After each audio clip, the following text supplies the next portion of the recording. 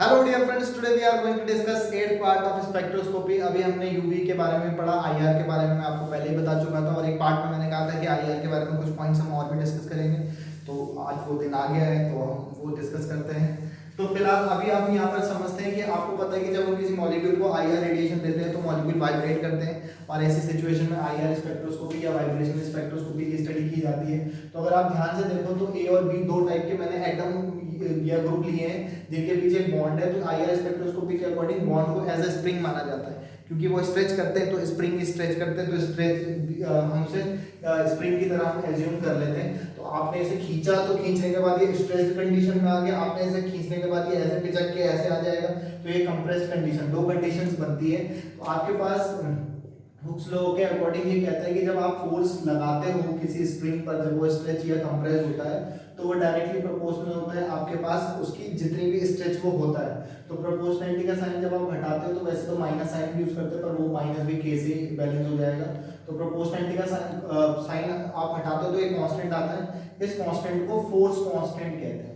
तो ये क्योंकि मुझे आगे एक चीज समझानी है तो ये फोर्स कांस्टेंट को भी मैं आपको थोड़ा सा बेसिक बता दूं कि फोर्स कांस्टेंट कहाँ से आता है। तो ये फोर्स कांस्टेंट होता है, अगर आपके पास जितना फोर्स कांस्टेंट ज्यादा होगा इसका मतलब वो बॉन्ड उतना ही ज्यादा मजबूत है।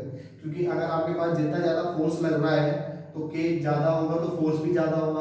फोर्स तभी ज्यादा होगा जब वो मजबूत होगा, तो उसको स्ट्रेच करना में बहुत ज्यादा ताकत लगेगी तो फोर्स ज्यादा लगेगा। इसलिए फोर्स कांस्टेंट की वैल्यू ज्यादा होती है तो फोर्स ज्यादा लगता है, मतलब बॉन्ड मजबूत होता है। अगर फोर्स कांस्टेंट की वैल्यू कम होती है तो आपके पास वो बॉन्ड वीक होता है या कमजोर होता है। होप आपको ये पॉइंट समझ आया होगा। नेक्स्ट मैं इसको आगे बढ़ रहा हूँ। तो हम यहाँ पर सिंपल हार्मोनिक ऑसिलेटर को डिस्कस करेंगे। तो सिंपल हार्मोनिक ऑसिलेटर क्या होता है? सिंपल हार्मोनिक ऑसिलेटर कुछ नहीं है, एक मॉलिक्यूल है सिंपल सा, कि अगर आप किसी मॉलिक्यूल को आप आईआर रेडिएशन देते हैं और वो वाइब्रेट करते हैं और वाइब्रेशन कुछ इस तरीके से करते हैं कि आपके पास जब वो स्ट्रेच्ड हो या कंप्रेस्ड हो तो ये आपके पास एक इक्विलिब्रियम को मेंटेन करके रखे। जैसे पेंडुलम मूव करता है उसी को सिंपल हार्मोनिक ऑसिलेशन बोला जाता है। तो आपके पास यहाँ पर ये मॉलिक्यूल इस तरीके से वाइब्रेशन करता है कि आपके पास वो बीच का बॉन्ड ना टूटे, ए बी के बीच का बॉन्ड ब्रेक ना हो और वो इस तरीके से वाइब्रेट करे कि उनमें जो मोशन है वो एक इक्विलिब्रियम को मेंटेन करके रखे। तो इस तरीके के मॉलिक्यूल को सिंपल हार्मोनिक ऑसिलेटर कहते हैं और उस तरीके के मोशन को सिंपल हार्मोनिक ऑसिलेशन कहते हैं। तो सिंपल हार्मोनिक ऑसिलेशन की लिए जो किसी मॉलिक्यूल की एनर्जी निकालने का फॉर्मूला होता है तो EV इक्वल टू हो जाता है V plus half H omega, जो कि ये जो यूनिट जो ये एनर्जी होती है वो जूल में आती है। अगर आपको इसे सेंटीमीटर इनवर्स में हमें देखना होता है तो हमें HC से डिवाइड करना होता है। EV एनर्जी को मैंने EV मतलब वाइब्रेशनल के लिए बता रहे हैं, EV अपॉन HC करेंगे तो V plus half H omega upon HC से डिवाइड करेंगे तो ये यूनिट सेंटीमीटर इनवर्स में कन्वर्ट हो जाती है। सारा कुछ हमें सेंटीमीटर इनवर्स की यूनिट में एक्सप्लेन करना होता है। तो डिवाइड करते हैं तो इस नई एनर्जी को हम एप्सिलॉन V से पढ़ लेते हैं, बाकी V प्लस हाफ और H से H कट जाएगा और इसको हम ओमेगा बार पढ़ते हैं। और यहाँ पर ओमेगा बार को ये एप्सिलॉन V वाइब्रेशनल की एनर्जी को रिप्रेजेंट कर रहा है, एप्सिलॉन V वाइब्रेशनल की एनर्जी को रिप्रेजेंट कर रहा है। और where V equal to vibrational quantum number या वाइब्रेशनल एनर्जी लेवल भी बोल सकते हो, वाइब्रेशनल क्वांटम नंबर को रिप्रेजेंट करता है। और आपके पास ओमेगा बार है फंडामेंटल फ्रीक्वेंसी। कई बार ओमेगा बार पे ही पूछा जाता है कि ओमेगा बार क्या चीज़ होता है, तो इसे फंडामेंटल फ्रीक्वेंसी कहते हैं। तो अगर आप ध्यान से देखोगे तो अब यहाँ पर हम इसका मॉलिक्यूल मतलब ऐसे चौका डायग्राम भी बना के दिखाएंगे। तो हम यहाँ पर एनर्जी लेवल दिखाते हैं तो V इक्वल टू 0 से स्टार्ट करते हैं, 0 लेवल 1 लेवल 2 लेवल 3 लेवल। तो V इक्वल टू 0 लगाते हैं तो एप्सिलॉन V आप सॉल्व कर लोगे, 0 प्लस हाफ ओमेगा बार, तो 0 plus half omega bar centimetre inverse आएगा। जिस समय आप V इक्वल टू 1 पुट करते हो तो 2 1 जा 2 प्लस 1, तो एप्सिलॉन V की value 3/2 omega bar centimetre inverse आती है। V इक्वल टू 2 पुट करते हो तो epsilon V equal to 5/2 omega bar आएगा, सॉल्व करके देख सकते हो। V इक्वल टू 3 पुट करते हो तो एप्सिलॉन V की value 7/2 omega bar centimetre inverse करते हैं। ऐसे ही आता चला जाएगा। अब हम यहाँ पर बात करते हैं आपके पास एनर्जी प्रोफाइल डायग्राम की या एनर्जी लेवल डायग्राम की। तो एनर्जी प्रोफाइल डायग्राम क्या होता है? एनर्जी प्रोफाइल डायग्राम कभी भी आपके पास energy profile diagram for SHO molecule के लिए बात कर रहे हैं तो SHO का एनर्जी प्रोफाइल डायग्राम, जब कभी भी किसी भी मॉलिक्यूल में या किसी भी जगह पर अगर आप एनर्जी को रिप्रेजेंट करते हो, कहीं पर भी एनर्जी को दिखाते हो तो वही आपका एनर्जी प्रोफाइल डायग्राम होता है। फॉर एग्जाम्पल यहाँ पर हम एनर्जी को रिप्रेजेंट कर रहे हैं और यहाँ पर हम इंटरन्यूक्लियर डिस्टेंस को रिप्रेजेंट करते हैं। और यहाँ पर आप ध्यान से देखोगे तो V equal to 0 level 1 level, 2 level, 3 level, 4 level, ये वाइब्रेशनल क्वांटम नंबर या वाइब्रेशनल एनर्जी लेवल दिखा रहे हैं। आप ध्यान से देखोगे तो यहाँ पर हाफ ओमेगा बार आती है, यहाँ पर 3/2 ओमेगा बार आती है, इस एनर्जी लेवल पर ये वैल्यू आती है। 2 लेवल पर 5/2 ओमेगा बार एनर्जी आती है, 7/2 ओमेगा बार आती है, 9/2 ओमेगा बार एनर्जी आती है। तो ये इसका एनर्जी प्रोफाइल डायग्राम है, आप एनर्जी को रिप्रेजेंट कर रहे हो। आप इसे सॉल्व करके देख लेना, इन दोनों के बीच का जो डिफरेंस आएगा 3/2 में से ओमेगा बार माइनस करोगे तो ओमेगा बार ओमेगा बार ओमेगा बार ओमेगा बार, इनके बीच का डिफरेंस इतना आता है। आपने अगर गौर किया होगा तो v इक्वल टू 0 लेवल पर भी यहाँ पर एनर्जी 0 नहीं आई है। तो v इक्वल टू 0 लेवल पर epsilon v equal to 0 level पर जो हाफ ओमेगा बार एनर्जी जो आती है किसी एसएचओ के लिए, तो इस एनर्जी को कहते हैं आप 0 पॉइंट एनर्जी। इस एनर्जी को बोला जाता है 0 पॉइंट एनर्जी।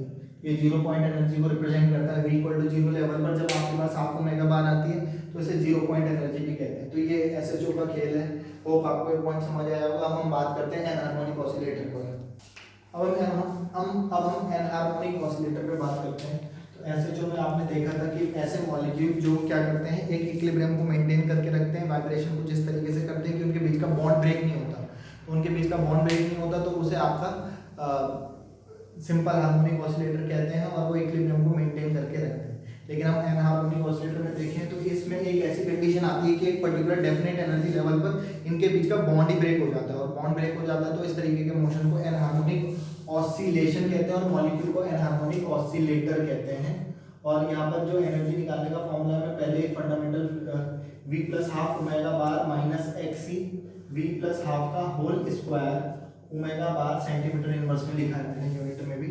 और आपके पास यहाँ पर से आप v इक्वल टू 0 लगाओगे तो आप देख लेना कि एनर्जी निकल के आएगी half omega bar minus X E 1/4 omega bar centimetre inverse. ये एनर्जी निकल के आएगी। v इक्वल टू 1 पर लगाओगे तो 1 लगाओगे तो यहाँ पे आएगा 1 2 1 जो ये सॉल्व कर लेना 3/2 ओमेगा बार माइनस एक्स ई, इसका होल स्क्वायर करना पड़ेगा तो ये 9/4 ओमेगा बार सेंटीमीटर इनवर्स आता है।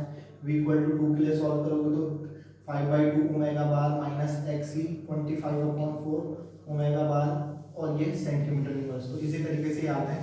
हम इसका एनर्जी प्रोफाइल डायग्राम आपको बना के दिखाते हैं।